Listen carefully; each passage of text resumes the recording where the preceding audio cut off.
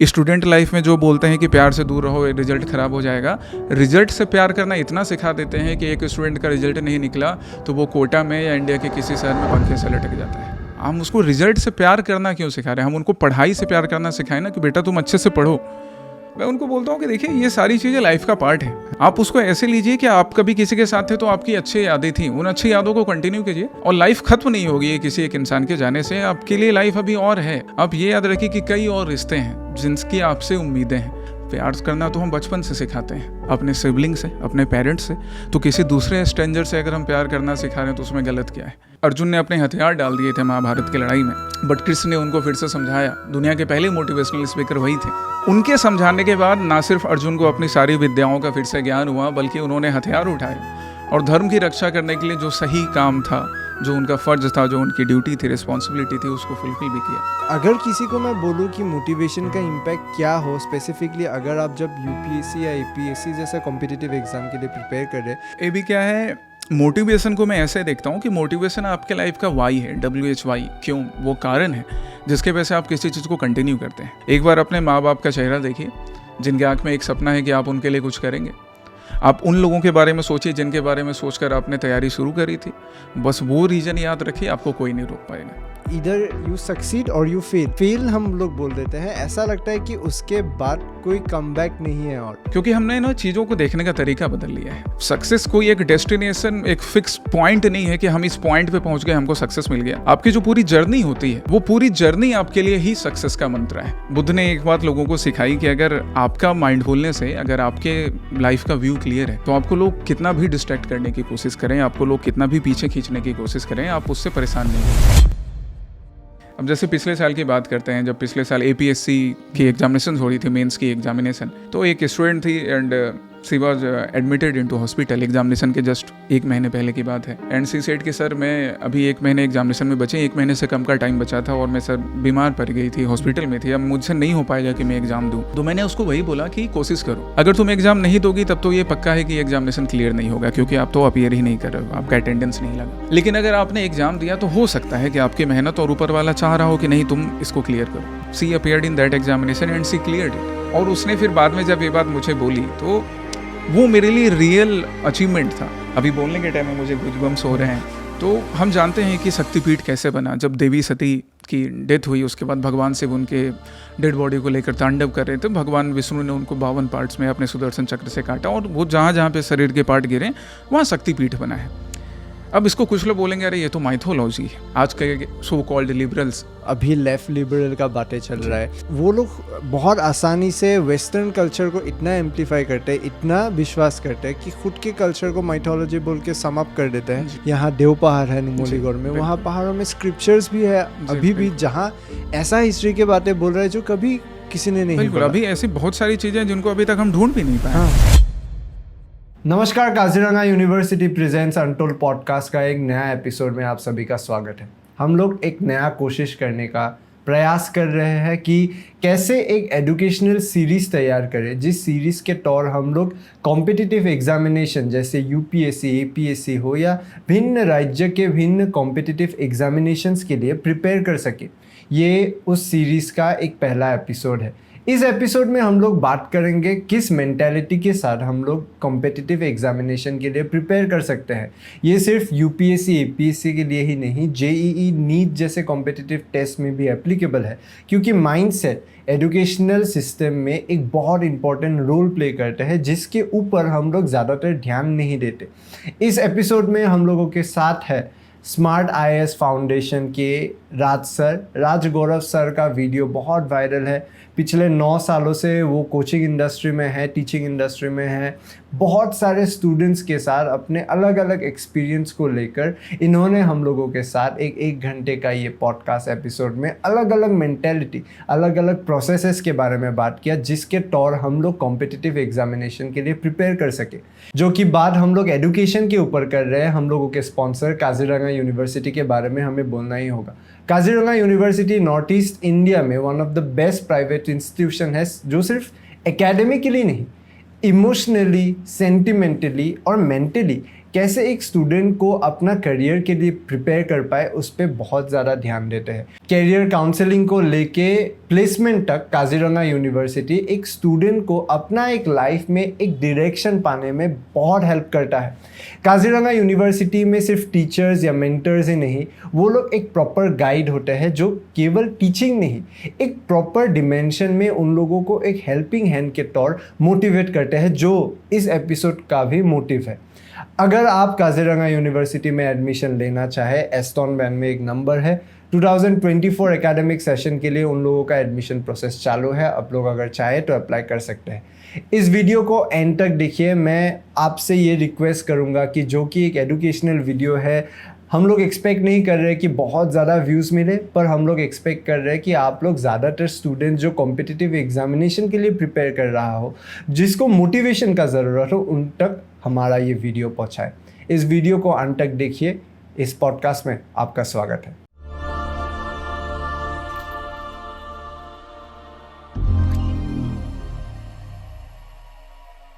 Welcome to the podcast sir. नमस्कार Akhom and thank you very much AB, आपने हमें अपने पॉडकास्ट में इनवाइट किया। मेरा नाम राज गौरव है। अपने स्टूडेंट्स के बीच राज सर के नाम से मैं फेमस हूँ, वो मुझे जानते हैं। और बाकी लोगों के लिए अपना इंट्रोडक्शन मैं क्या दूँ, आप मुझे अपने टीचर, अपने मेंटोर, अपने सारथी के रूप में देख सकते हैं, जो कि आपको सिर्फ क्लासरूम में एक जो ट्रेडिशनल मोड ऑफ टीचिंग है उसके अलावा आपको लाइफ लेसन्स, उनसे रिलेटेड भी गाइडेंस, किसी भी टाइप की प्रॉब्लम जो एक स्टूडेंट को फेस करनी होती है, एक यूथ को फेस करना पड़ता है, तो आप उसके लिए राज सर को अपने सारथी के रूप में, अपने मेंटोर के रूप में देख सकते हैं। पहली बात तो शुरू करने से पहले ये बता दूं कि मेरा हिंदी इतना अच्छा नहीं है, मैं ट्राई कर रहा हूँ। लैंग्वेज हमारे लिए एक मीडियम है, पर गाली भी बहुत मिलता है, इसलिए मैं पहले ही बता चुका हूँ कि मेरा हिंदी इतना अच्छा नहीं है। पर आज हम ट्राई करेंगे ये बात करने के लिए कि यूपीएससी एपीएससी हम लोग देख रहे हैं, मतलब स्पेशली असम में एपीएससी, कि ये एक ऐसा करियर चॉइस बन रहा है आजकल कि every second student is opting for this particular career. ऐसा हो गया है कि इतना इंस्टीट्यूशंस है, कॉम्पिटिशन्स बढ़ रहा है, एस्पिरेशंस बढ़ रहा है, पर at the same time somewhere उन लोगों का मेंटेलिटी में भी थोड़ा इफेक्ट हो रहा है, मेंटल हेल्थ में भी इफेक्ट हो रहा है, जिसके बहुत प्रोज एंड कॉन्स में भी है इसमें। तो आज हम लोग उस फैक्टर के बारे में भी बात करेंगे। पहले मुझे ये जानना है आपसे, आपने बोला एक साथी के रूप से भी आपको देख सकते हैं, एक मेंटर के रूप से भी देख सकते हैं, पर जब हम लोग टीचर बोलते हैं, ट्रेडिशनली ये एक माइंडसेट हो गया है कि टीचर और स्टूडेंट में एक बाउंड्री लाइन होगा, एक पर्टिकुलर टाइप ऑफ रिलेशन होगा कि उनसे मैं जो भी मन में आए वो नहीं पूछ सकता हूँ, एक फाइन लाइन भी है। आपको क्या लगता है ये टीचर स्टूडेंट रिलेशन, जो मे बी मैं इसका पहले जनरेशन में सुना हूँ कि कैसा था, अभी इवॉल्व हो रहा है, आप ये पर्टिकुलरली टीचर और स्टूडेंट की रिलेशनशिप के बारे में क्या बोलेंगे और इसका इवोल्यूशन के बारे में क्या बोलेंगे? देखिए, उसके लिए मैं एक उदाहरण दूंगा। जैसे आपने बोला कि इवॉल्व किस तरह से कर रहा है, इवोल्यूशन कैसे हो रहा है, तो शायद हमारे यहाँ ना, हमारी भारतीय संस्कृति में, इंडियन कल्चर में, जो गुरु और शिष्य का जो रिलेशन था, टीचर और स्टूडेंट का जो रिलेशन था, वो हमेशा से एक सारथी के जैसा, एक दोस्त के जैसा रहा था। बट फिर हमने क्या हुआ, हमारे ऊपर, मैं इतिहास का टीचर हूँ, हिस्ट्री पढ़ाता हूँ, तो मेरे बातों में आपको हिस्ट्री के एग्जाम्पल्स मिलेंगे।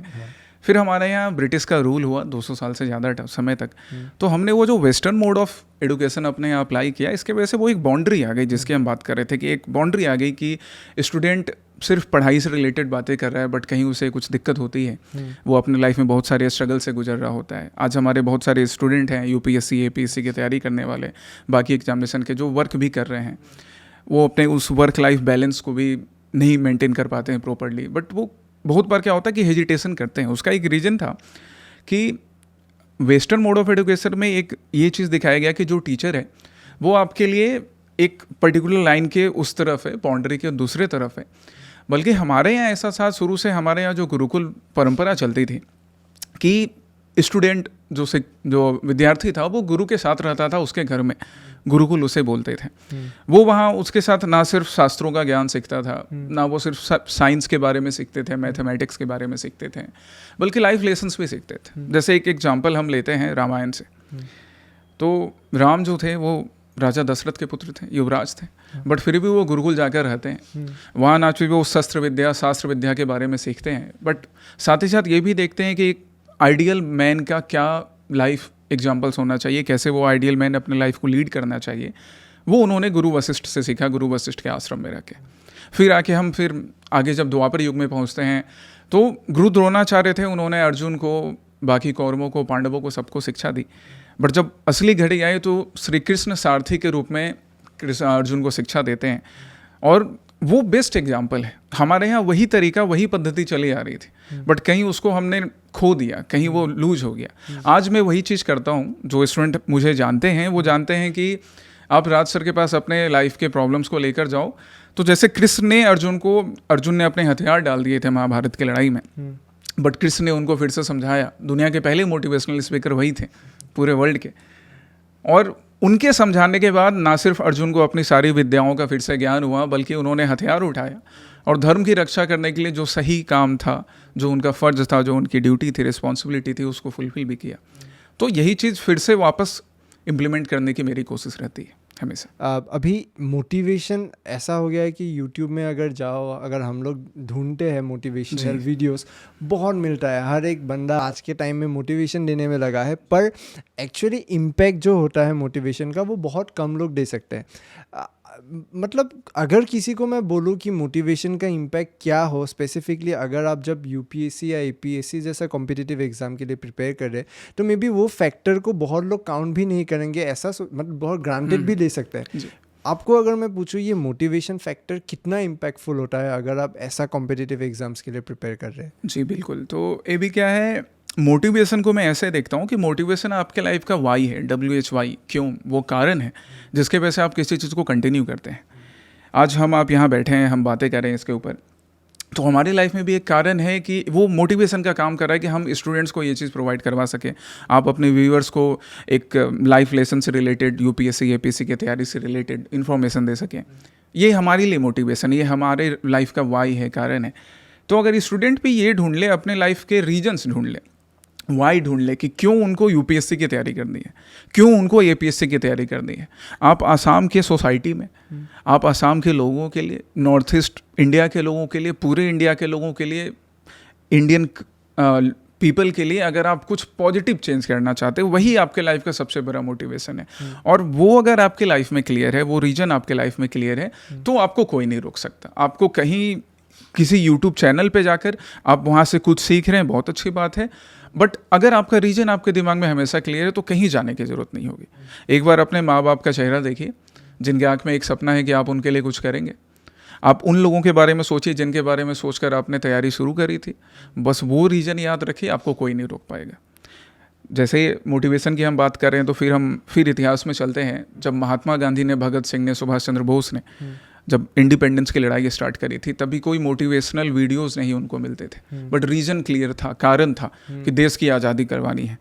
वो उसके लिए लड़ते चले गए, करते चले गए, गिरते थे, एक बार में आज़ादी नहीं मिल गई। जिसको आज के लोग बोलते हैं कि वो फेल हो जाते हैं, फेल नहीं हो रहे थे, गिरते थे, बट गिर के फिर उठते थे लाइक अ वॉरियर, और कंटिन्यू किया उन्होंने।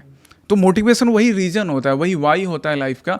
आप अपने वाई ढूंढ लीजिए, आपका मोटिवेशन हमेशा रहेगा। आपको क्या लगता है ये जो वर्ड फेल बहुत नेगेटिव इम्पैक्ट गिराता है? मुझे लगता है कि इधर यू सक्सीड और यू फेल, बट जब फेल हम लोग बोल देते हैं, ऐसा लगता है कि उसके बाद कोई कमबैक नहीं है। और आपको लगता है ये फेल वर्ड का इम्पैक्ट इतना नेगेटिव है कि एक इंसान में बहुत अच्छा इम्पैक्ट कर सकता है? ये हमने बहुत नेगेटिवली लिया है। सोसाइटी में आजकल ये चीज़ काफ़ी है और यूथ इससे काफ़ी परेशान भी होते हैं।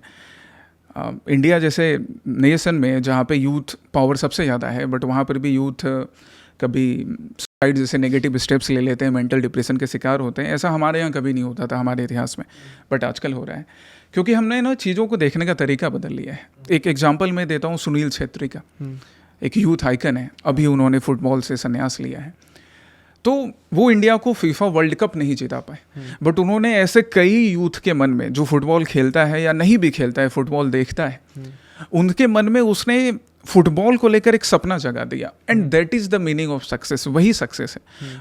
कुछ लोग बोलेंगे कि अरे सुनील छेत्री फेल हो गए, वो तो इंडिया को अभी तक वर्ल्ड कप नहीं जीता पाए फीफा के। बिल्कुल वैसा नहीं है। उन्होंने लोगों के मन में वो सपना जगा दिया, वो सही मायने में सक्सेस है। तो हमको ये सक्सेस और फेल्योर का जो डेफिनेशन है ना, वो डेफिनेशन बदलना पड़ेगा। सक्सेस कोई एक डेस्टिनेशन, एक फिक्स पॉइंट नहीं है कि हम इस पॉइंट पे पहुंच गए, हमको सक्सेस मिल गया। आपकी जो पूरी जर्नी होती है वो पूरी जर्नी आपके लिए ही सक्सेस का मंत्र है। आप अपनी उस जर्नी से सीखिए, उस जर्नी को एंजॉय कीजिए, जैसे सुनील छेत्री ने किया, जैसे अभी विराट कोहली कर रहे हैं, जैसे मैरी कॉम ने किया, जैसे सचिन तेंदुलकर ने किया, या जैसे बाकी हर इंसान ने किया। भगत सिंह 23 मार्च 1931 को भगत सिंह और उनके दोस्तों को फांसी दे दी गई थी। हमें आज़ादी तो 15 अगस्त 1947 को मिली, बट वो भी सक्सेस थे। हम क्या कहेंगे कि भगत सिंह फेल हो गए थे? बिल्कुल फेल नहीं हुए थे। उन्होंने जिस जर्नी में, जो उनका जर्नी था, जो जितने साल तक उन्होंने देश की सेवा की, देश की आज़ादी के लिए लड़ाई लड़ी, सक्सेस उनको मिला था। सो यही जर्नी आपके लिए सक्सेस है। आप डेस्टिनेशन के पीछे मत देखिए। अगर आप सिर्फ डेस्टिनेशन को अपना फाइनल पॉइंट मानकर चलोगे, तब आप अपने आप को फेल फील करोगे। कभी हम फेल नहीं होते, हम उस जर्नी से सीखते हैं। हिस्ट्री में डेट्स कितना इंपॉर्टेंट है? हिस्ट्री में डेट्स इंपॉर्टेंट है। अगर स्टूडेंट के पर्सपेक्टिव से देखें, एग्जामिनेशन पर्सपेक्टिव से, तो मैं हमेशा स्टूडेंट्स को बोलता हूँ कि आपको रॉट लर्निंग नहीं करनी है, किताबें खोलकर डेट्स नहीं पढ़ने हैं। हाँ। वो आप क्लास में पढ़ते हुए, हमसे सुनते हुए, और ये मैं कन्विक्शन के साथ बोल सकता हूँ कि जो स्टूडेंट्स मेरे से पढ़े हैं वो जानते हैं कि हिस्ट्री जैसा सब्जेक्ट जो कभी स्कूल में बोरिंग हुआ करता था, अब मेरे से पढ़ने के बाद वो बोरिंग नहीं रहेगा। चाहे अब मेरे से क्लास में पढ़ें या मेरी बुक, जो मैंने इतिहास बुक लिखी है, अभी अमेजोन पे है, बुक स्टोर्स पे है, आप उसको पढ़ें। आपके लिए हिस्ट्री या कोई बाकी सब्जेक्ट्स बोरिंग नहीं होगा। आप स्मार्ट IAS की किसी भी टीचर से बाकी सब्जेक्ट्स भी पढ़िए, आपके लिए कोई सब्जेक्ट बोरिंग नहीं होगा। डेट्स की जहाँ तक बात है, आप वो क्लासेस में सीख लेंगे। और बाकी एक वही गलत इंटरप्रिटेशन है कि history is not only about dates. History एक लेसन है कि हम अपने पास्ट से सीख कर अपने प्रेजेंट को सही करें, जिससे हमारा फ्यूचर खुद ब खुद बेहतर हो जाए। तो डेट्स को भूलकर अगर हम उन डेट्स के लेसन्स पे ध्यान दें, ज़्यादा बढ़िया होगा हिस्ट्री के लिए। मुझे अभी याद आ रहा है, मेरा स्कूल का टाइम में क्लास 11 में मेरा हिस्ट्री था। हिस्ट्री मेरे लिए क्लास 10 तक बहुत इंटरेस्टिंग सब्जेक्ट था, क्योंकि मुझे पॉलिटिकल साइंस में इंटरेस्ट था, पॉलिटिकल सिनेरियोज में इंटरेस्ट था। क्लास 11 में जब मेरा हिस्ट्री था, मैं लास्ट बेंच में बैठता था, ये सोच के कि आज मैम आके फिर से वो चैप्टर रीडिंग करवाएगी और मुझे नींद आएगा जी। फिर बाद में मुझे मैम लास्ट बेंच से फर्स्ट बेंच ले आती थी, क्योंकि मुझे नींद आता था। क्लास 12 का अंत तक मैं फर्स्ट बेंच में सो जाता था, क्योंकि वो चैप्टर मुझे पढ़ना था, पर पढ़ाने का तरीका ऐसा था कि मुझे नींद आ जाता था। तो ये पढ़ाने का तरीका में हर एक सब्जेक्ट में हो सकता है, कितना इम्पोर्टेंस होता है कि ये पढ़ाने का तरीका चेंज हो जाने से एक स्टूडेंट का इंटरेस्ट और ज़्यादा बढ़ सकता है। और अगर मैं आपसे बोलूँ, आपने अभी बोला कि कैसे आपका स्टूडेंट्स को वो ईजी होता है उन लोगों को पढ़ने के लिए, ये मेन डिफरेंस क्या है एक ऑर्डिनरी हिस्ट्री टीचर और आपके क्लासेस में, कि स्टूडेंट्स को इंटरेस्ट ज़्यादा मिलता है? मैं अपने स्टूडेंट्स को टाइम ट्रैवलिंग करवाता हूँ। मैं उनको लेकर 1857 में जाता हूँ, जिसको कि आज़ादी की पहली लड़ाई, फर्स्ट वॉर ऑफ इंडिपेंडेंस बुलाते हैं। मैं उनको लेकर चंपारण सत्याग्रह भी लेकर जाऊँगा। चंपारण मीट तो आज सबको ही टेस्ट कर सकते हैं, बट चंपारण में गांधी जी ने कैसे सत्याग्रह किया था, वो चीज़ मैं आपको क्लासरूम में फील करवा सकता हूँ। जैसे एक एग्जाम्पल मैं आपको देता हूँ। गांधी जी जब अफ्रीका से इंडिया वापस लौट कर आए 1915 में, अब जैसे मैं बीच बीच में डेट्स भी आपके साथ बोल रहा हूँ, बट वो ना आपको याद हो जानी है, ये डेट्स भी जो लोग अभी वीडियो देखेंगे उनको याद हो जानी है। तो जब गांधी वापस लौट कर ट्राई करते हैं आज कमेंट सेक्शन में, आप मतलब जो सुन रहे हैं देखते हैं वो लोग। हाँ बिल्कुल वो भी ट्राई कर सकते हैं, अच्छा होगा और ज़्यादा उनका कनेक्ट होगा। तो 1915 में जब वो वापस लौट कर आते हैं, तो कुछ हमारे तरह ही उन्होंने कपड़े पहने थे, ऐसे ही क्लोथ पहने थे, ब्लेजर कोट वगैरह जो वेस्टर्न क्लोथ्स होते हैं। बट फिर जब उन्होंने अपना पहला मूवमेंट स्टार्ट किया नेशनल लेवल का, नॉन कोऑपरेशन मूवमेंट, असहयोग आंदोलन, तो एक पब्लिक गैदरिंग को एड्रेस कर रहे थे, एक जनसमूह था उसको एड्रेस कर रहे थे। गांधी ने लोगों से बोला कि बॉयकॉट ब्रिटिश क्लोथ, ये क्लोथ छोड़ दो एंड एडॉप्ट खादी पहनो, चरखा से खादी बनाओ। तो एक यूथ निकल कर आया, उसने बोला कि अरे साहब, आप हमको बोल रहे हो कि खादी पहनो, खादी महंगा होता है, फैक्ट्री मेड क्लोथ सस्ते होते हैं, आप तो खुद वेस्टर्न क्लोथ पहन के घूम रहे हो। गांधी ने बोला यार बात तो सही है। तभी गांधी ने डिसाइड किया कि जब तक मेरे सारे इंडियन भाइयों बहनों के पास, मित्रों के पास, सबके पास पहनने को कपड़े नहीं होंगे। उन्होंने देखा कि कुछ औरतें नहाने के लिए नदी में उतरी थी, बट वो बाहर नहीं निकल रही थी, क्योंकि उनके पास एक ही पेयर ऑफ क्लोथ था जो पहन कर गई थी। अब वो भींगे कपड़े पहन के कैसे बाहर आती गांधी के सामने, रिस्पेक्टेड फिगर थे। तो जब तक मेरे सारे इंडियंस के पास, मेरे भाइयों बहनों के पास पहनने को कपड़े नहीं होंगे पूरी तरह, तब तक मैं अपने बॉडी पे सिर्फ एक धोती लपेटूंगा। और तब से गांधी जी, आज हम नोट से लेकर गांधी जी के स्टैच्यू तक हर जगह गांधी को एक धोती में देखते हैं। तभी गांधी ने वो चीज़ सेट करके दिखाई थी। Leadership by example, lead by example का one of the best example था ये। यही धोती पहनकर वो लंदन भी गए थे।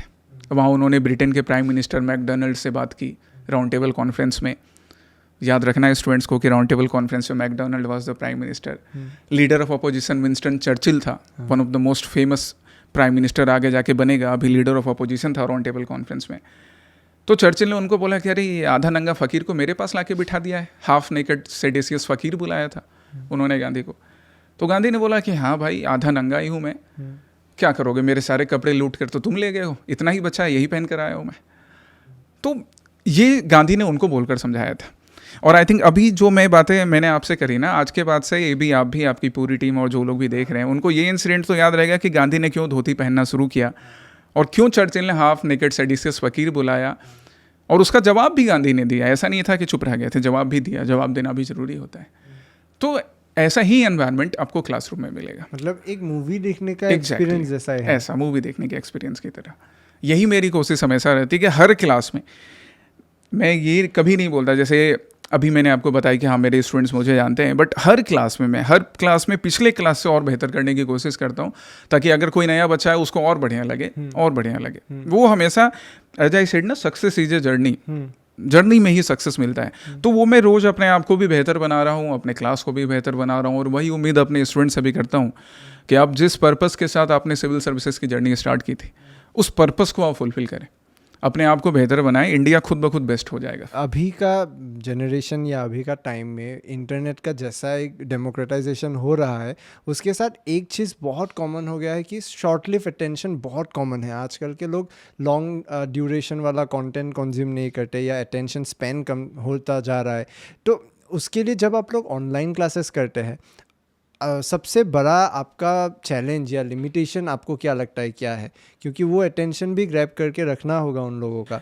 देखिए क्या है, ऑनलाइन मोड ऑफ जो स्टडी है तो ये बून और बेन दोनों है।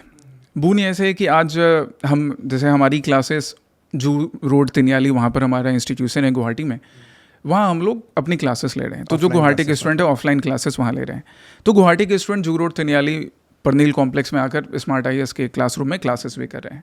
बट अब आसाम में ही कोई डिब्रूगढ़ से स्टूडेंट जुड़े हैं, तिनसुकिया से जुड़े हैं, हाफलोंग से जुड़े हैं, कोई नागालैंड से हैं, नागालैंड में भी मैं रहा, वहाँ से भी स्टूडेंट्स हैं, वहाँ से भी क्लास कर रहे हैं, इंडिया के बाकी पार्ट से भी कर रहे हैं। तो इंटरनेट के हेल्प से अब वो भी क्लास को एक्सेस कर पाते हैं, जो कि आज से 10 साल पहले या इवन 5 साल पहले भी उतना ईजी नहीं था। तो एक बून हो गया, एक अच्छा वरदान है हमारे लिए। बट दिक्कत क्या है कि कई बार स्टूडेंट को उनके वजह से डिस्ट्रैक्शंस भी होते हैं। अब जैसे आप क्लासरूम में जब हम क्लास कर रहे हैं तो एक लिमिटेशन भी रहता है कि हाँ टीचर के सामने बैठे हैं तो हमको क्लास पे कंसंट्रेट करना है। हमारे दिमाग में अगर 4 बातें चल भी रही हैं तो हम उसको दबा कर रखते हैं, क्लासरूम में देखते हैं।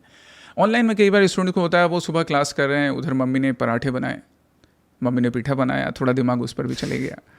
तो वहाँ स्टूडेंट को थोड़ा उनको अपनी तरफ से एफर्ट ज़्यादा डालना होता है। आराम भी है, आप घर में अपने बेड पर बैठकर लैपटॉप या मोबाइल पे ऑनलाइन क्लासेस कर रहे हो जिसकी फैसिलिटी रहती है, लेकिन हाँ खुद को रोक कर भी रखना है कि खाने की खुशबू आए बट फिर भी मेरा ध्यान पढ़ाई पे लगे रहे। वो हम इंश्योर करते हैं, बीच बीच में उनको भी जगा के रखते हैं कि हाँ जी तुमको समझ में आया, क्वेश्चन तुम्हारे क्या है बताओ, गायब नहीं हो जाओ तुम, है ना, सो मत जाना। और वो सोते नहीं, वो जगह रहते हैं, जवाब देते हैं। अभी यूट्यूब का कमेंट सेक्शन, सपोज हम लोग कंटेंट क्रिएटर बोल ही देते हैं ऐसे, मतलब लोग बोलते हैं कि ये लोग कंटेंट क्रिएटर है। हमारे लिए कमेंट सेक्शन बहुत इंपॉर्टेंट हो जाता है क्योंकि उससे हम लोग को पता चलता है हम लोग किस डायरेक्शन में जा रहे हैं, किस ऑडियंस को टारगेट कर रहे हैं जब ऑनलाइन क्लासेस होता है। क्योंकि मैंने अभी रिसेंटली देखा, may be with in a time of 1 month आप लोगों का स्मार्ट IAS फाउंडेशन का यूट्यूब चैनल बहुत ग्रो कर रहा है, कमेंट्स आ रहा है। तो आपके लिए कमेंट सेक्शन कितना मैटर करता है? क्योंकि स्ट्रीमिंग के टाइम आपको तो कमेंट्स दिखाई दे रहा होता है, और मैं बहुत वीडियोस ऐसा वायरल होता देखता हूँ जहाँ आजकल के टीचर्स ऑनलाइन पढ़ा रहे हैं, कमेंट कुछ उल्टा पुल्टा आ गया, पूरा डिस्ट्रैक्शन ही हो जाता है। तो कमेंट सेक्शन कितना मैटर करता है आप लोगों के लिए? कमेंट सेक्शन मैटर तो करता है, ये भी 2 रीजन से। एक तो जो स्टूडेंट हमारे साथ क्लास में वो तो डायरेक्ट हमसे सवाल पूछ सकते हैं। ऑनलाइन में स्टूडेंट अगर हम यूट्यूब लाइव के थ्रू क्लासेस ले रहे हैं या किसी एप्लीकेशन के थ्रू क्लासेस ले रहे हैं तो वो वहाँ पे अपने क्वेश्चन पूछते हैं, उनको पढ़कर अच्छा लगा तो वो भी कमेंट करते हैं, जो कि आप यूट्यूब चैनल पे भी देख सकते हैं, पब्लिक डोमेन में है कि सर हमें बहुत अच्छा लगा, इससे पहले ये सब्जेक्ट तो ऐसा समझ में आता ही नहीं था, ये आज इतना क्लियर लग रहा है। तो इससे हमें 2 चीज़ें मालूम पड़ती है कि अगर स्टूडेंट की कहीं पर कोई कमी है कि अच्छा सर ये टॉपिक एक बार और बता दीजिए, तो हम उसको उस टाइम में लाइव क्लास में भी, जब क्लास चल रहा होता है तब भी ध्यान देते हैं। लाइव क्लास के बाद जब रिकॉर्डेड में भी, अब यूट्यूब में तो हम कभी भी कमेंट कर सकते हैं, आज ये वीडियो कंप्लीट हो गया, क्लास कंप्लीट हो गया, उसके बाद भी किसी ने कमेंट किया, तो वहाँ से भी हमें स्टूडेंट्स के डिमांड के बारे में कि वो क्या हमसे चाह रहे हैं, कहाँ पर उनको थोड़ी दिक्कत हो रही है, उनके क्या जवाब हैं, उनके क्या क्वेश्चंस हैं, वो हम ध्यान रखते हैं। हाँ, कुछ ऐसे कमेंट्स होते हैं जो कि कभी कभी, अब YouTube जैसे प्लेटफॉर्म पे स्पेशली, क्लासरूम में तो नहीं, अब YouTube के प्लेटफॉर्म पे कभी होता है ना, जैसे आपने बोला कि लोग कंटेंट क्रिएटर बुलाते हैं, तो वो तो बहुत अच्छी बात है, क्रिएशन करना बहुत सही बात होती है, तो दैट्स रियली कमेंडेबल कि आप कंटेंट क्रिएट कर रहे हैं। क्रिएशन अपने आप में एक बहुत बड़ी बात है ना, आप निर्माण कर रहे हैं। कुछ ऐसे होते हैं जो यूट्यूब पे कमेंट करके लोगों को परेशान करने की कोशिश करते हैं। तो यहाँ स्टूडियो में मेरे सामने बुद्ध की स्टैचू लगी है, वो उसके बेस्ट एग्जाम्पल थे। बुद्ध ने एक बात लोगों को सिखाई कि अगर आपका माइंडफुलनेस है, अगर आपके लाइफ का व्यू क्लियर है, तो आपको लोग कितना भी डिस्ट्रैक्ट करने की कोशिश करें, आपको लोग कितना भी पीछे खींचने की कोशिश करें, आप उससे परेशान नहीं होगे। तो वो चीज़ अब हमें आ चुका है, जो हम अपने स्टूडेंट को भी सिखाने की कोशिश करते हैं कि तुमको प्रिपरेशन के ड्यूरेशन में भी बहुत लोग बोलेंगे, कह रहे तुमसे तो ना हो पाएगा, है ना। आपको, हमें भी कुछ लोग आके बोलते हैं, कुछ लोग जो जानबूझकर परेशान करने की कोशिश करते हैं, बट हमें मालूम है कि उनसे कैसे डील करना है। वही चीज़ अपने स्टूडेंट को भी सिखाते हैं कि कभी उनसे तुम अफेक्टेड मत होना, है ना। वैसे लोग आपको दुनिया में मिलेंगे, हर किसी को मिलते हैं, आपको, हमको, बट उनसे परेशान नहीं होना है। मैं स्पेसिफिकली एक पॉइंट में आना चाहता हूँ कि जब एक स्टूडेंट प्रिपेयर कर रहा है या सोचता है कि वो पर्टिकुलर स्टूडेंट में भी एक कॉम्पिटिटिव एग्जामिनेशन के डायरेक्शन में जाएंगे, उसका फैमिली से भी प्रेशर बहुत ज़्यादा आता है। कौन सा राइट एज हो सकता है कि एक स्टूडेंट यूपीएससी या एपीएससी एग्ज़ाम जैसा एग्ज़ाम्स के लिए प्रिपेयर करे? कौन सा राइट एज से शुरू करना आपको लगता है? कई बार ऐसा होता है कि कुछ स्टूडेंट्स या जो सक्सेसफुल कैंडिडेट्स हैं जिन्होंने एग्जामिनेशन क्लियर भी किया, वो भी बोलते हैं कि हमारा स्कूल के टाइम से ही एम था कि हम सिविल सर्विसेज करें। बट ठीक है, अच्छी बात है, अगर आप स्कूल टाइम से ही या बचपन से ही चाह रहे हैं कि आपको सिविल सर्विसेज की एग्जामिनेशन क्लियर करनी है, बहुत अच्छी बात है। पर ये हमेशा ऐसा ज़रूरी नहीं है। आपने ग्रेजुएशन की पढ़ाई करी, तो ग्रेजुएशन की पढ़ाई आपने कंप्लीट की, आपने साइंस स्ट्रीम लिया, आर्ट्स स्ट्रीम लिया, कॉमर्स लिया, किसी और भी स्ट्रीम में आपने पढ़ाई कंप्लीट की, and during that phase of life, during that journey of life, आपने रियलाइज़ किया कि अगर हम सिविल सर्विसेज के पार्ट बनते हैं तो सोसाइटी को सर्व करने के लिए हमारे पास बेटर अपॉर्चुनिटी होगी। तो अगर आपने वो आके तब भी सीखा है, आज भी, चाहे वो 21 ईयर हो या 31 ईयर हो, जब भी आपको ये रियलाइज़ हुआ कि आप सिविल सर्विसेज के पार्ट बनकर अपने देश के लिए, अपने समाज के लिए कुछ बेहतर कर सकते हैं, वही आपके लिए राइट टाइम है। जैसे भगत सिंह के लिए राइट टाइम 21 ईयर्स की एज में था, बट सुभाष चंद्र बोस के लिए वो अलग टाइम था, MK गांधी के लिए अलग टाइम था, JL नेहरू के लिए अलग टाइम था, बट सब ने अपना बेस्ट दिया, सबके अपने अपने कॉन्ट्रीब्यूशन से। तो राइट टाइम बोलकर कुछ नहीं होता। मैं अपने स्टूडेंट्स को हमेशा बोलता हूँ कि ऐसा बिल्कुल मत सोचना कि कोई एक राइट टाइम होता है कि हमने अभी शुरू नहीं किया तो हम सक्सेस नहीं कर पाएंगे। हमारे ही स्टूडेंट हैं जो आसाम में, आसाम के बाहर, इंडिया के अलग अलग पार्ट्स में हैं, अलग अलग डिपार्टमेंट में सर्व कर रहे हैं। किसी ने 21 ईयर पे ही एग्जाम क्लियर कर लिया, किसी को 25 साल लगे, किसी ने 38 ईयर्स में जाके अपने लास्ट अटेम्प्ट में एग्जाम क्लियर किया। बट सबके सपने पूरे होते हैं, आप लगे रहिए। मैं ये क्वेश्चन पूछने का मेन रीज़न ये है कि at the end of the day comparisons हो जाता है, क्योंकि अभी अगर सपोज़ मेरा मास्टर्स ख़त्म हुआ है, मेरा मास्टर्स के बाद अभी घर से एक प्रेशर आना शुरू होगा। ये अलग बात है कि मेरे यहाँ मुझे एक सपोर्ट मिला था कि मुझे जो करना है वो करने के लिए मुझे वो लिबर्टी मिला, पर बहुत मेरा दोस्तों के बारे में भी जब मैं सुनता हूँ कि एक प्रेशर घर में भी बिल्ड हो जाता है कि अगर तुम ये with in this many years complete नहीं करोगे तो तुम्हारा नौकरी का एज भी चला जाएगा। आपको क्या लगता है वो घर का प्रेशर एक स्टूडेंट कैसे टैकल कर सकता है? क्योंकि मुझे हमेशा ऐसा फील होता है कि उन लोगों को बात करने तक कोई इंसान नहीं मिलता होगा। ये बात बिल्कुल है। तो इस बात के लिए मैं स्टूडेंट से पहले उनके गार्जियन से, उनके पेरेंट्स से बात करना चाहता हूँ कि आपका सपोर्ट बहुत ज़रूरी है।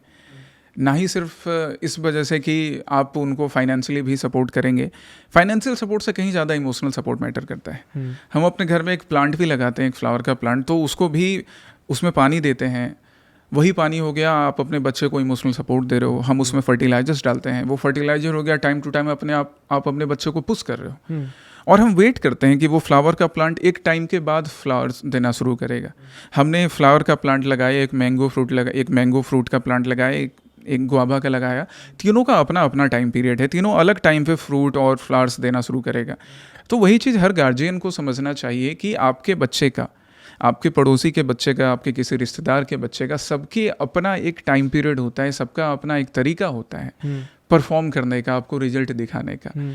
तो आप उन पे भरोसा रखिए, कंपैरिजन नहीं करना चाहिए, क्योंकि कंपेयर करने से वो बच्चे कई बार खुद, एक तो एग्जामिनेशन का प्रेशर भी रहता है, कॉम्पिटिटिवनेस भी बढ़ते जा रही है, और जब घर वालों से वो सपोर्ट नहीं मिलता है तो वो काफ़ी परेशान हो जाते हैं। इसलिए आपका सपोर्ट काफ़ी ज़रूरी है, वो ध्यान रखना है। स्टूडेंट को ये ध्यान रखना है कि बिल्कुल अब हमने ग्रेजुएशन कंप्लीट किया है, मास्टर्स भी कंप्लीट किया है, हमने सिविल सर्विसेज की तैयारी स्टार्ट करी। आप बिल्कुल सिविल सर्विसेज की तैयारी कीजिए, मन से तैयारी कीजिए, अपने तरफ से बेस्ट दीजिए। उसके बाद उस जर्नी से सीखिए, उस जर्नी से सीख कर आप कल को जाके सिविल सर्वेंट बनेंगे। वो कब बनेंगे, वो आपकी मेहनत और नीति पे और भगवान पे, अल्लाह पे, वाहे गुरु पे, जीसस पे डिपेंड करता है। लेकिन अगर आपने उस जर्नी से सीखा है ना, तो मैं गारंटी देता हूँ कि आप ज़िंदगी में कुछ ना कुछ अच्छा करेंगे। ठीक है, जैसे ये भी आपने जब अपने स्कूल्स में, कॉलेज में पढ़ाई की थी, तो आप जो हम एक ट्रेडिशनल मेथड में आप पढ़ाई कर रहे थे, हम पढ़ाई कर रहे थे, तो आपने भी शायद ये नहीं सोचा था कि आपको एक यूट्यूब चैनल बनाना है जहाँ आप यूथ से कम्युनिकेट करेंगे। हमने भी पढ़ाई करी, हमारा भी स्कूल के ड्यूरेशन में, कॉलेज के ड्यूरेशन में टीचिंग करने का पर्पस नहीं था, बट हम दोनों ने अपने अपने ज़िंदगी से सीखा, और ज़िंदगी से सीख के आज हम अपने फील्ड में अच्छा कर रहे हैं। और वो अच्छा ऐसे कर रहे हैं क्योंकि हम जिनके लिए काम करते हैं उनको सेटिस्फैक्शन होता है, जो हमें दिखता है। तो हमने अपने जर्नी से सीखा। वही मैं स्टूडेंट्स को हमेशा बोलता हूँ कि आप अपने जर्नी से सीखिए। अगर आप अपने जर्नी से सीख रहे हैं, आप ज़िंदगी में बेहतर करेंगे, आपको कोई दिक्कत नहीं होगी, एग्जामिनेशन भी क्लियर होगा, अपने पेरेंट्स को, अपने गार्जियंस को, अपने टीचर्स को प्राउड भी फील करवाएंगे बिना किसी प्रेशर को लिए। एक टीचर के लिए उनका सक्सेस पॉइंट या सक्सेस स्टोरी क्या होता है, किस बात के, मतलब एक स्टूडेंट जब एक एग्जामिनेशन क्रैक करता है, डेफिनेटली वो उनके लिए एक खुशी का माहौल हो जाता है या बात हो जाता है। एक टीचर को कब खुशी होता है, मतलब अगर थोड़ा आप बता जैसे हाँ बिल्कुल, अब वैसे बहुत सारे एग्जाम्पल हैं अपने टीचिंग कैरियर से ही। जैसे आज सुबह मैं लिखता हूँ, गाता हूँ अपने ब्लॉग पर भी, कभी ऐसे भी आपको भी सुनाऊंगा अगर आज मौका मिला तो आज ही मैंने एक कोट लिखा था जो मैंने व्हाट्सएप पे शेयर किया, व्हाट्सएप पे स्टेटस पे। तो उसको कुछ स्टूडेंट्स को मैंने देखा कि कुछ ने उसका स्क्रीनशॉट लेके फिर अपने व्हाट्सएप पे स्टेटस पे शेयर किया। किसी ने मोबाइल का वॉलपेपर उसको बना लिया, मुझे सेंड किया कि सर ये मोबाइल वॉलपेपर थोड़ा सुनाएंगे क्या? बिल्कुल मैं सुनाऊंगा। अभी उधर मेरा मोबाइल रखा है, फोन तो जाने। वो जब चीज़ें हम देखते हैं तो वो सेटिस्फैक्शन लगता है कि अच्छा मैंने आज सुबह उठ के जो मैंने 4 लाइनें लिखी थी वो कुछ था, इट्स वर्दी, रिलेटेबल, मतलब वो रिलेटेबल है, वो मेरे लिए एक सेटिस्फैक्शन है। अब जैसे पिछले साल की बात करते हैं, जब पिछले साल APSC की एग्जामिनेशन हो रही थी, मेंस की एग्जामिनेशन, तो एक स्टूडेंट थी and she was admitted into hospital. Examination के जस्ट 1 महीने पहले की बात है। तो उसने मुझे कॉन्टेक्ट किया एंड सी सेड कि सर मैं अभी 1 महीने एग्जामिनेशन में बचे, 1 महीने से कम का टाइम बचा था और मैं सर बीमार पड़ गई थी, हॉस्पिटल में थी, अब मुझसे नहीं हो पाएगा कि मैं एग्ज़ाम दूँ। तो मैंने उसको वही बोला कि कोशिश करो, एग्ज़ाम दो जाकर। अगर तुम एग्ज़ाम नहीं दोगी तब तो ये पक्का है कि एग्जामिनेशन क्लियर नहीं होगा, क्योंकि आप तो अपीयर ही नहीं कर रहे हो, आपका अटेंडेंस नहीं लगा। लेकिन अगर आपने एग्ज़ाम दिया तो हो सकता है कि आपकी मेहनत और ऊपर वाला चाह रहा हो कि नहीं तुम इसको क्लियर करो। मैंने बोला एक बार एग्ज़ाम दो जाकर, ज़्यादा से ज़्यादा क्या होगा, नहीं क्लियर होगा, लेकिन पिछले 1 साल की जो तुमने तैयारी करी थी वो तो जाकर दिखाओ। तो मैंने उसको वही मोटिवेट किया, यही था मोटिवेशन, यही फ़ोन पे 2 मिनट की बात थी। She appeared in that examination and she cleared it. तो और उसने फिर बाद में जब ये बात मुझे बोली तो वो मेरे लिए रियल अचीवमेंट था। मतलब पैसे और नाम और वो बाकी चीज़ सब साइड हो जाती है, अभी बोलने के टाइम में मुझे गूज़बम्स हो रहे हैं। तो वो मेरे लिए एक रियल अचीवमेंट था।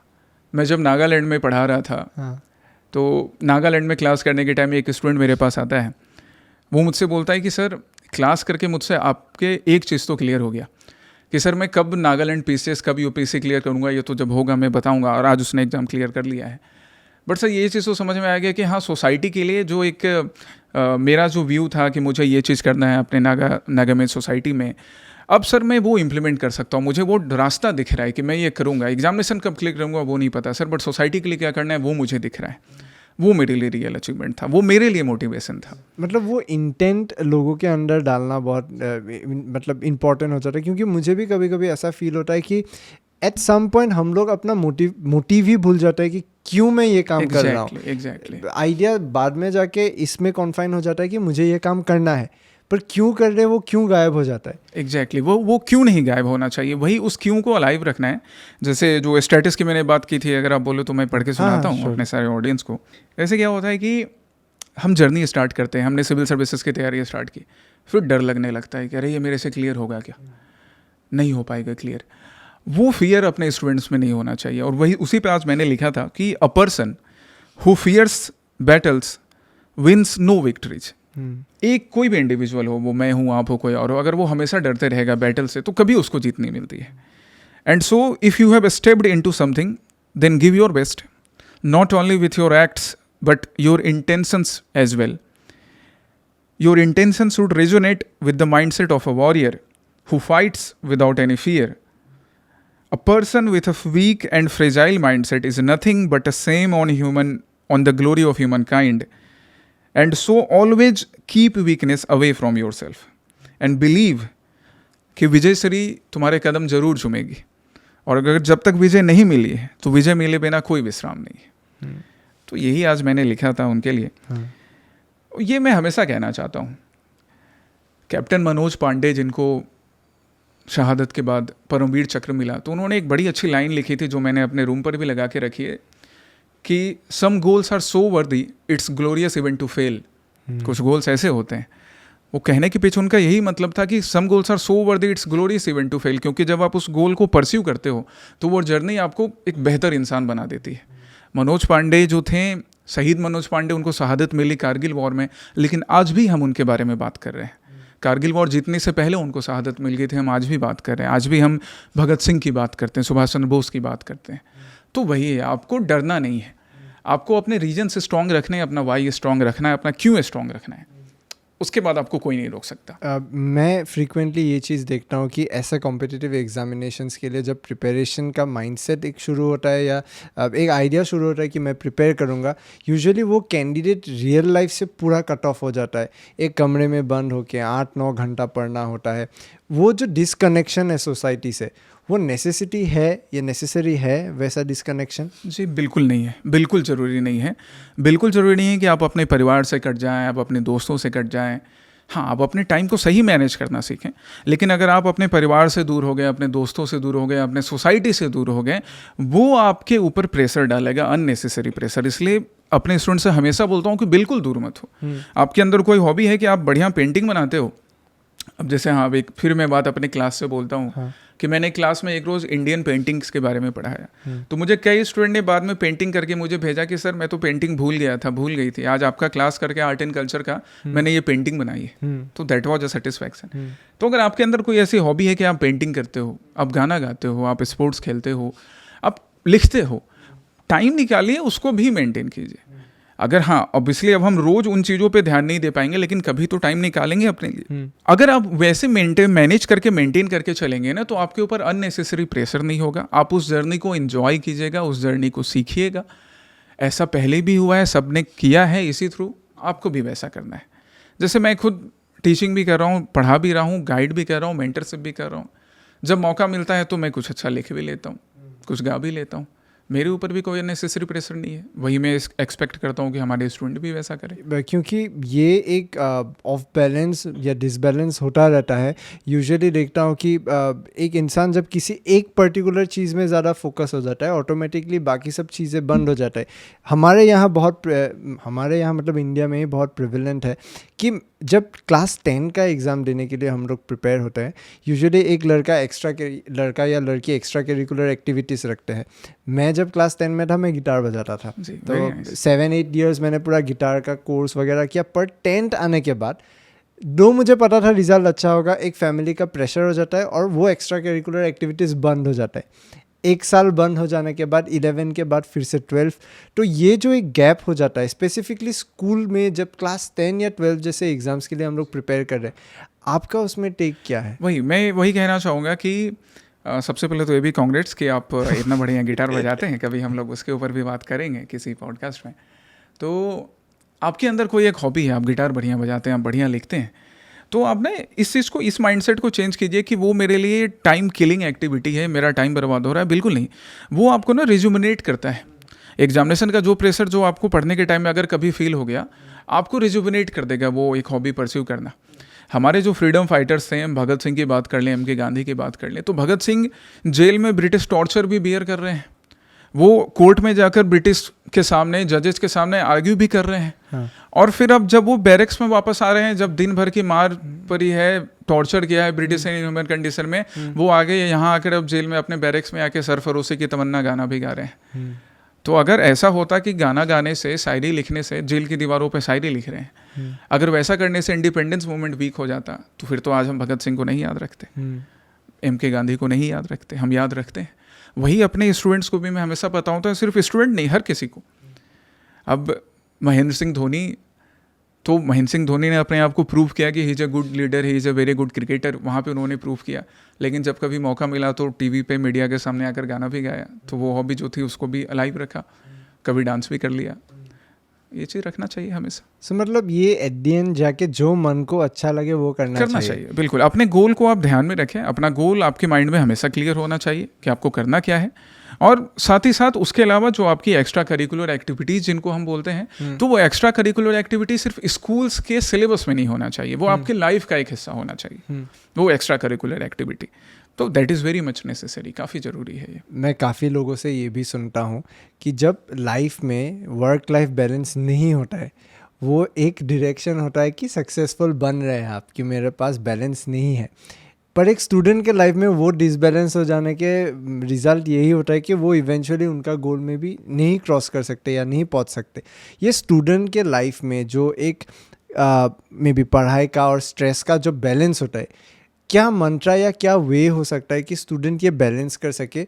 और मैं चाहता हूँ कि ये स्कूल के टाइम से हो, क्योंकि वो नर्चरिंग पीरियड में अगर एक सिस्टम डेवलप हो जाता है, इवेंचुअली मास्टर्स तक या पोस्ट मास्टर्स वो रह जाता है एक सिस्टम में, तो ये हम लोग बैलेंस कैसे कर सकते हैं, पढ़ाई और साथ में बाकी सब, या अपना लाइफ का स्ट्रेस? बिल्कुल, एकदम मैं फ्रैंकली इसके ऊपर बात करता हूँ कि जो लोग वर्क कर रहे हैं उनके लाइफ में तो वर्क का प्रेशर रहता है, बाकी स्टूडेंट जो वर्क नहीं भी कर रहे हैं उनके लाइफ में भी कई प्रेशर रहते हैं, कि फैमिली के भी एक्सपेक्टेशंस बहुत रहते हैं, उसके ऊपर भी हमने बात करी है। अब आजकल यूथ में जो काफ़ी देखा जा रहा है हार्ट ब्रेक, वो फिर अरिजीत सिंह के गाना गा रहे हैं, चन्ना मेरे, ऐसे। मैं उनको बोलता हूँ कि देखिए ये सारी चीज़ें लाइफ का पार्ट है, ये चीज़ें होंगी। आप उसको ऐसे लीजिए कि आपने जब आप किसी के साथ थे, ये काफ़ी यूथ का आज प्रॉब्लम है, और डिस्कस होना चाहिए ये चीज़ भी। आप कभी किसी के साथ थे तो आपकी अच्छी यादें थी, उन अच्छी यादों को कंटिन्यू कीजिए, और लाइफ खत्म नहीं होगी किसी एक इंसान के जाने से, आपके लिए लाइफ अभी और है। अगर कोई एक रिलेशन आपका अभी खत्म हुआ किसी भी रीजन से, आप ये याद रखिए कि कई और रिश्ते हैं जिनकी आपसे उम्मीदें हैं, उस उम्मीद को ध्यान में रखकर आप आगे बढ़िए। आपके ऊपर ये रिस्पॉन्सिबिलिटी है कि आपको अपनी फैमिली की फाइनेंशियल कंडीशन सही करनी है, आप पढ़ाई भी कीजिए, आप अपने लिए कुछ और एक्टिविटी देखिए कि कुछ और, अगर आप कोई पार्ट टाइम वर्क जिनको हम बोलते हैं कि आप वो कर सकते हैं, आप वो कीजिए। अपने साथ साथ एक नए स्किल्स को डेवलप कीजिए इसी जर्नी में सिविल सर्विसेज की तैयारी करते हुए, ताकि वो स्किल आपको जाकर आगे जाकर हेल्प करे। तो इससे हम अपने पर्सनल लाइफ के प्रॉब्लम्स, अपने फाइनेंशियल प्रॉब्लम्स, इन सारे स्ट्रेस को मैनेज करते हुए साथ में चल सकते हैं, क्योंकि ये बिल्कुल नहीं होने वाला कि आपके ऊपर किसी भी टाइप का प्रेशर नहीं हो। हर इंसान के ऊपर अलग अलग तरीके के प्रेशर्स होते हैं, किसी की लाइफ में कुछ चल रहा होता है, किसी की लाइफ में कुछ चल रहा होता है, बट एक सच्चा इंसान, एक अच्छा इंसान, एक वॉरियर वही होता है जो उन सारे प्रेशर्स को मैनेज करते हुए, बैलेंस करते हुए अपने गोल की तरफ बढ़ते चले। और उसके लिए आपको एक सारथी, एक मेंटोर की ज़रूरत होती है, तो वहाँ हम हैं, आप हमारे पास आइए।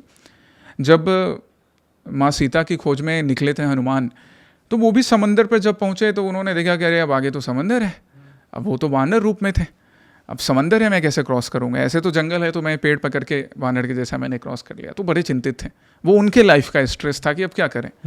स्ट्रेस तब भी था, अब क्या करें, अब कैसे समुद्र क्रॉस करें। और वहाँ प्रॉमिस करके आए प्रभु श्री राम से कि माँ सीता को लौट कर ढूंढ कर ही लौटेंगे।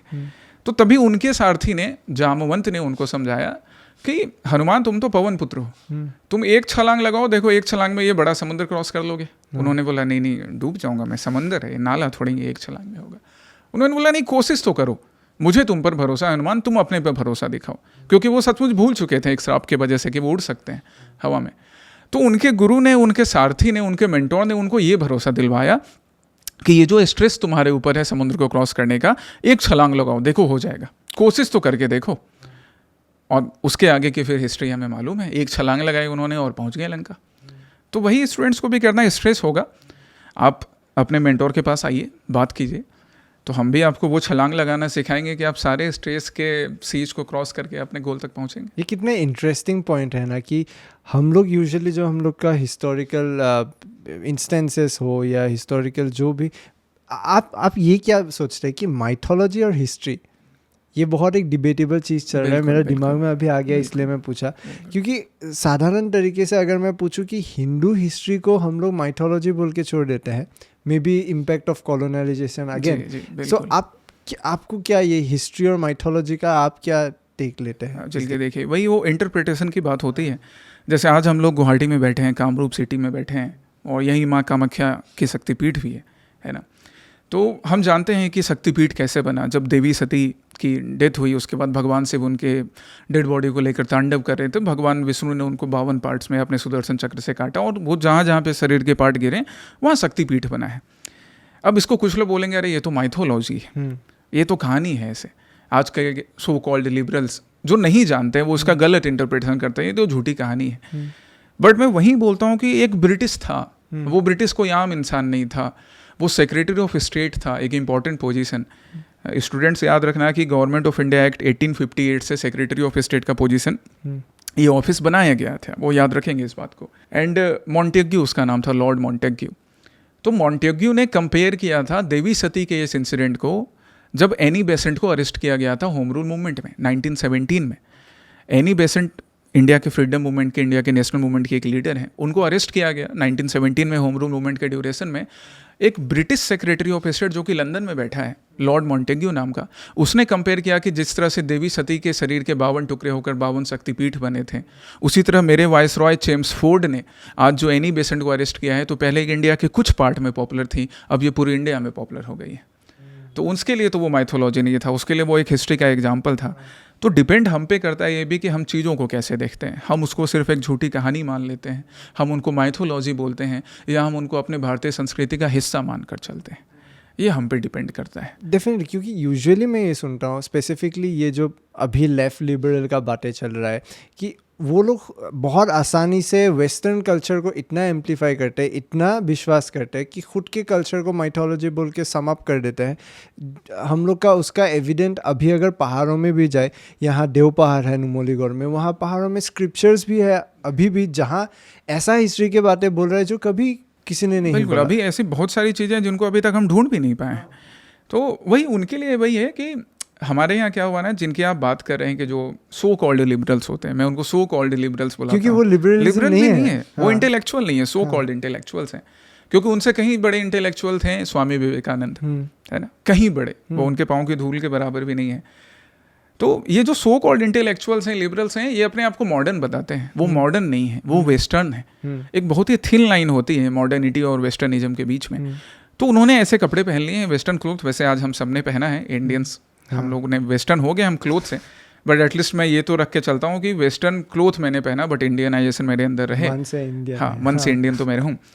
तो वो सिर्फ वेस्टर्न बन गए, इंग्लिश बोलने आ गई है, उन्होंने कुछ वेस्टर्न लिटरेचर पढ़े। बट स्वामी विवेकानंद थे जो गेरुआ वस्त्र पहनते थे। आज मैं और आप अगर गेरुआ वस्त्र पहनकर पॉडकास्ट करेंगे ना, तो लोग हमारे ऊपर अलग अलग कमेंट यूट्यूब सेक्शन में करेंगे, वैसे लोग ही करें, ये क्या है, ये ढोंगी बन गया है क्या? नहीं, ढोंगी नहीं बने। हमने भले गेरुआ वस्त्र पहना या हमने कोई भी ड्रेस पहना, बट हम मानते हैं कि मॉडर्निटी आपके कपड़ों से नहीं, आपके लैंग्वेज से नहीं आती है। आप इंग्लिश बोलते हैं, आप कोई ज़रूरी नहीं है, आप हिंदी बोलिए, संस्कृत बोलिए, असमीज, मलयालम, तमिल, तेलुगु, कोई भी लैंग्वेज बोलिए। लेकिन अगर आपकी सोच लॉजिकल है, अगर आपकी सोच आर्गुमेंट बेस्ड है, अगर आपकी सोच प्रोग्रेसिव है, तो आप मॉडर्न होंगे। तो मेरी सोच प्रोग्रेसिव है कि मैं यहाँ कामरूप सिटी में बैठकर मैं देवी कामाख्या की वर्शिप भी कर रहा हूँ, और मैं ये भी सीख रहा हूँ कि देवी कामाख्या की वर्शिप हम वहाँ देवी सती के योनि की वर्शिप करते हैं। तो उससे एक मैसेज ये भी जाता है कि हर एक जो भी लड़कियाँ हैं, जो भी लेडीज़ हैं, हम उनको देवी के बराबर रिस्पेक्ट करें। तो मैंने पूजा भी की और मैंने सोसाइटी में गर्ल्स लेडीज इनका रिस्पेक्ट भी किया। तो मैं मॉडर्न हूँ, मैंने अपने संस्कारों को भी फॉलो किया, और मॉडर्निटी के लिए सोसाइटी में जो इक्वलिटी की बात है वो भी किया। This should be the example of modernity. ये प्रोग्रेसिव थॉट है, ये मॉडर्निटी है। क्योंकि यूजुअली मॉडर्निटी बोल देने से वो होता है एलिमिनेशन ऑफ कल्चरल इन्फ्लुएंस या रिलीजियस इन्फ्लुएंस। स्वामी विवेकानंद को जब वर्ल्ड रिलीजियस कॉन्फ्रेंस में बोलने का मौका मिला शिकागो में 1893 में, तो उनके पहले शब्द थे प्रिय भगनी एवं भगनों, भाइयों एवं बहनों। और कहते हैं कि फिर 2 मिनट तक तालियां बजती रही थी उस कॉन्फ्रेंस हॉल में, क्योंकि जो लोग थे जो शिकागो में वहाँ अमेरिका में बैठे थे, उनको लगा कि अरे ये मुझे भाई बहन कैसे बुला रहा है, हम तो सर मैडम बुलाते हैं। एक दूसरे को दादा बोलना, भाई बोलना, भैया बोलना, दीदी बोलना, ये इंडियन संस्कार ही है। तो स्वामी विवेकानंद ने शिकागो में जाकर भाइयों बहनों बोला था, ये मॉडर्निटी का एग्जाम्पल था, ये प्रोग्रेसिव थॉट था कि मैं अपने से अननोन पर्सन को भी, स्ट्रेंजर को भी अपना भाई बुला रहा हूँ, अपनी बहन बुला रहा हूँ। ये है, आप सिर्फ संस्कृति को नकार कर, कल्चर को रिजेक्ट करके आप मॉडर्न नहीं बन सकते। वो एक बस वेस्टर्न बनने का एक तरीका है। ये टॉपिक में भी हम लोग एक पूरा पॉडकास्ट बना बिल्कुल बिल्कुल बिल्कुल। मैं एक बात में फिर से आना चाहता हूँ क्योंकि मुझे लगता है वो फिर से रिलेटेबल होगा, अभी आया इसलिए पूछा। आपने जो हार्ट ब्रेक का बात किया, मुझे अभी एक बात ऐसे आ गया इसलिए मैं बोल रहा हूँ कि स्कूल के टाइम में यूजुअली स्कूल या कॉलेजेस में ये बोलता है, या कॉम्पिटिटिव जब एग्जामिनेशन के लिए प्रिपेयर करता है, यूजुअली पेरेंट्स से बोल रहे हैं कि अभी प्यार व्यार मत करो, ये डिस्ट्रैक्शन होगा, एग्ज़ाम में तुम बैठ के कंसंट्रेट नहीं कर पाओगे। इवेंचुअली वैसा मैं बहुत सारा इंटरव्यूज़ या पॉडकास्ट में देखता हूँ, एक कॉमन क्वेरी होता है एस्पिरेंट्स का कि वैसा हो जाने के बाद वो लोग कम्प्लीटली टूट जाते हैं या डिस्ट्रैक्ट हो जाता है। उसका भी एक अलग इम्पैक्ट होता है। मे बी अभी हम लोग को लाइटली ऊपर से दिखाई देता है, पर अंदर जाके अगर हम किसी के पर्टिकुलर पर्सपेक्टिव से देखें तो उसका भी बहुत इम्पैक्ट हो सकता है। आपके करियर में ऐसा तो केसेस मिला होगा शायद आपको, इंस्टेंसेस जब आपका स्टूडेंट्स का ऐसा हुआ, आपने कैसे उनको मोटिवेट किया वहाँ से? जी बिल्कुल, वो मैं खुद की भी पर्सनल लाइफ के एक्सपीरियंस है और जो मैंने देखा अपने स्टूडेंट्स में, अपने फ्रेंड में, तो एक वही प्यार का जो इंटरप्रिटेशन है उसको हमने अचीवमेंट से जोड़ लिया है, पाने से जोड़ लिया है। पेरेंट्स बोलते हैं या कोई बोलते हैं कि नहीं इन सब लफड़ों में मत पड़ो, टाइम बर्बाद होगा। प्यार करना तो हम बचपन से सिखाते हैं, अपने सिबलिंग से, अपने पेरेंट्स से। तो किसी दूसरे स्ट्रेंजर से अगर हम प्यार करना सिखा रहे हैं तो उसमें गलत क्या है? ये बॉन्डिंग तो हम बचपन से सिखा रहे हैं। अब उसको ना अचीवमेंट नहीं बनाना चाहिए। आज मैं और आप दोस्त हैं, यही प्यार होता है। आज दो और लोग दोस्त हैं, वही प्यार है। हम उसको अचीवमेंट नहीं बनाकर हमें रखना चाहिए कि अगर वो कल को हमसे दूर हो गया तो हम पूरी तरह से दुखे हो गए। यहाँ पर प्रॉब्लम होती है, व्यू की दिक्कत है, यहीं पर दिक्कत आती है। जैसे अब हम कृष्ण और राधा की बात करते हैं, तो प्यार के बेस्ट एग्जाम्पल में से कृष्ण और राधा हैं। बट क्या दोनों की शादी हुई थी? क्या दोनों हमेशा साथ में रहे थे? बट प्यार का एग्जाम्पल तो वही देते हैं ना। वही हम सीखते नहीं हैं अपने भारतीय संस्कृति से कि कृष्ण और राधा साथ में, जैसे आज जो लोग बोलते हैं कि प्यार करके हम वो करेंगे 7 जन्मों का रिश्ता, कृष्ण और राधा के हम 1 जन्म के बारे में ही जानते हैं, उससे ज़्यादा जानने की हमारी कैपेसिटी ही नहीं हो पाती है।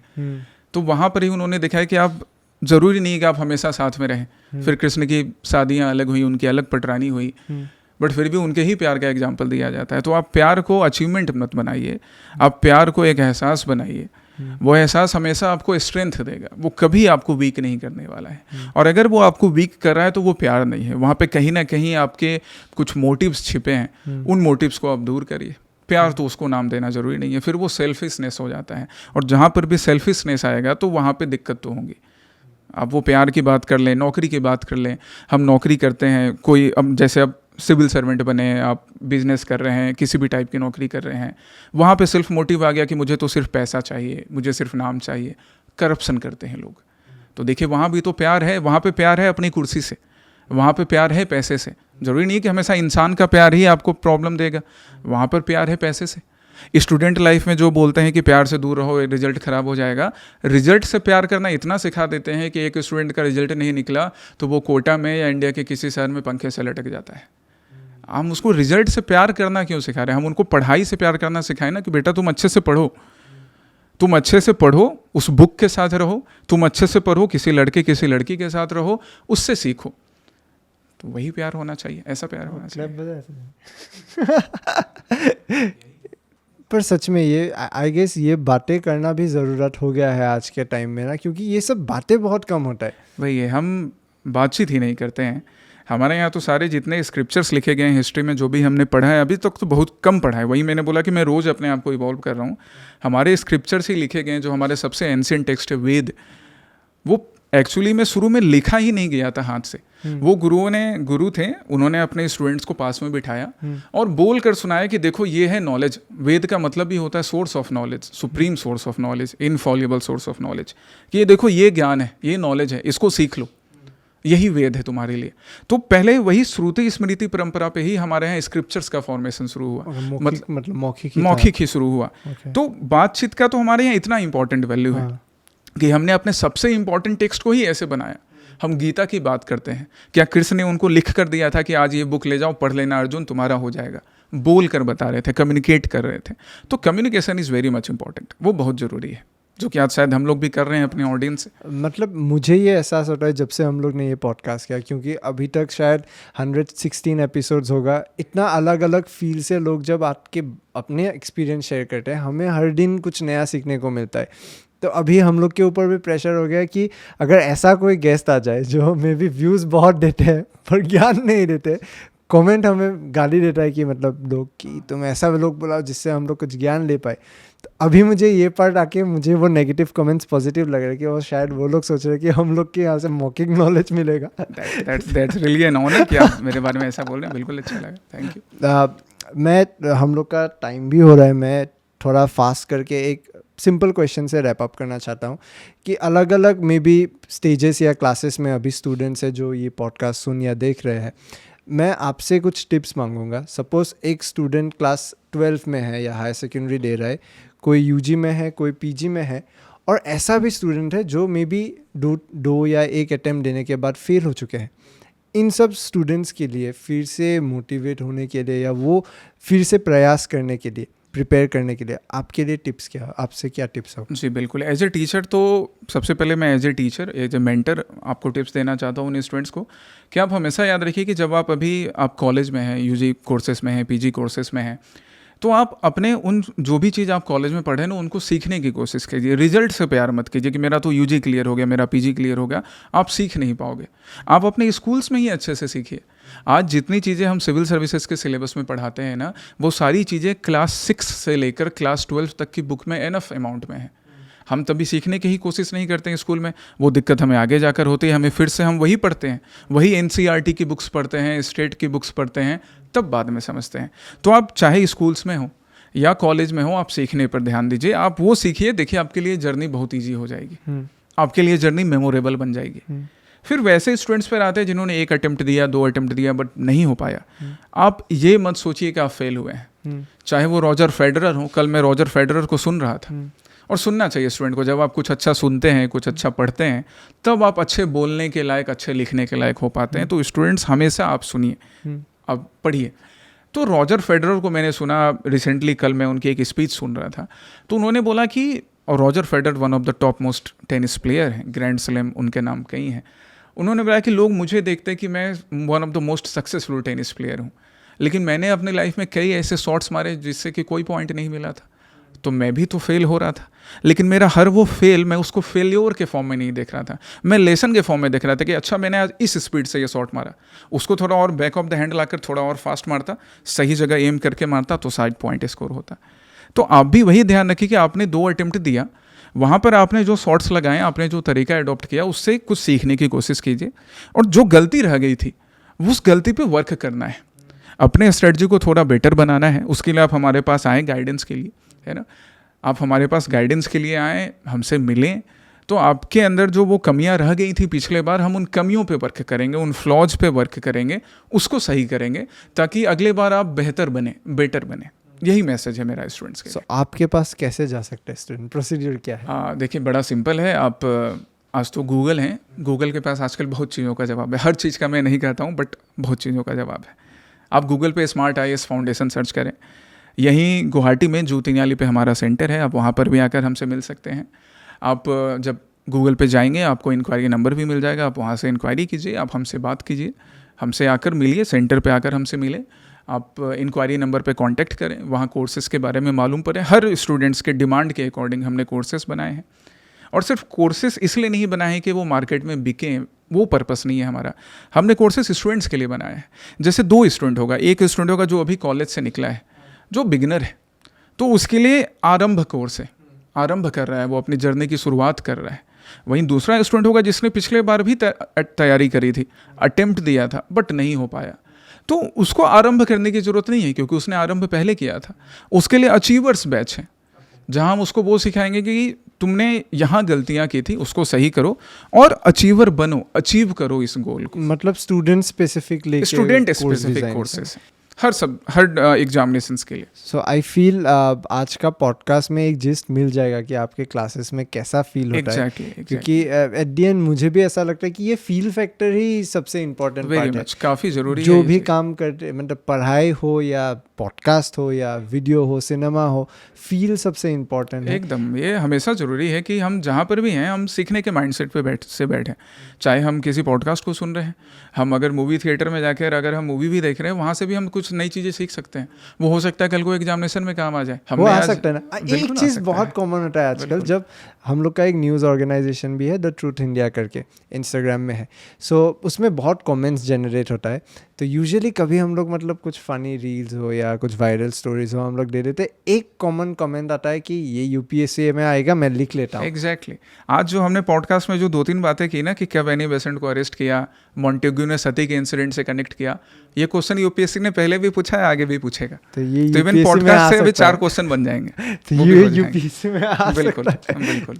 Thank you so much sir, आज आपने टाइम दिया। Thank you. और हम लोग फिर से एक पॉडकास्ट करेंगे ये माइथोलॉजी और हिस्ट्री वाला पार्ट को लेके, क्योंकि मुझे बहुत गुस्सा आता है ये लिबरल्स लोगों के ऊपर जब वो लोग हमारे संस्कार के ऊपर ये सब नहीं, बिल्कुल हाँ, बिल्कुल आप मैं इंतज़ार करूँगा कि आप समय निकालिए, हम भी समय निकाल कर बैठते हैं और बिल्कुल इसके बारे में बात करते हैं। So thank you so much. I hope नया स्टूडेंट्स आए, क्योंकि मुझे ही क्यूरियोसिटी हो गया, मैं कभी अगर यूपीएससी यूपीएससी के लिए प्रिपेयर करता हूँ तो जाऊँगा। बिल्कुल, थैंक यू सो मच। और रैप करने से पहले मैं, जैसे मैंने बोला कि मैं अपने स्टूडेंट्स के लिए गाने के थ्रू एक मैसेज देना चाहता हूँ, एक छोटा सा गाना, एंड आई होप कि वो सबको पसंद आए। ओके। तेरी वो रफ्तार हो, रोके से भी तो ना रुके, हासिल कर ऐसा शिखर, पर्वत की भी नजरें झुके, आशाएं खुले दिल की।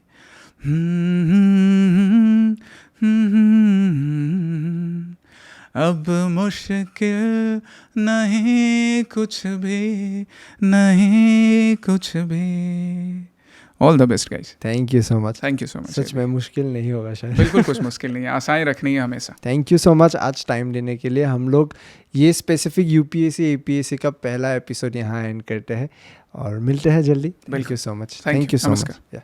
Kaziranga university presents untold podcast का ये स्पेशल एपिसोड देखने के लिए शुक्रिया। हम लोग सोच रहे हैं एक हिंदी पॉडकास्ट का भी शुरुआत करें, जिसमें हम लोग असम ही नहीं, असम के बाहर वाले राज्य जो कि नॉर्थ ईस्ट के अलग अलग राज्य है, उनमें से भी उनकी कहानियां को आपके सामने लाने का एक प्रयास हो सके। हम लोग कोशिश करेंगे ऐसे ही एजुकेशनल ड्रिवन वीडियोस या पॉडकास्ट आप लोगों के लिए तैयार करें।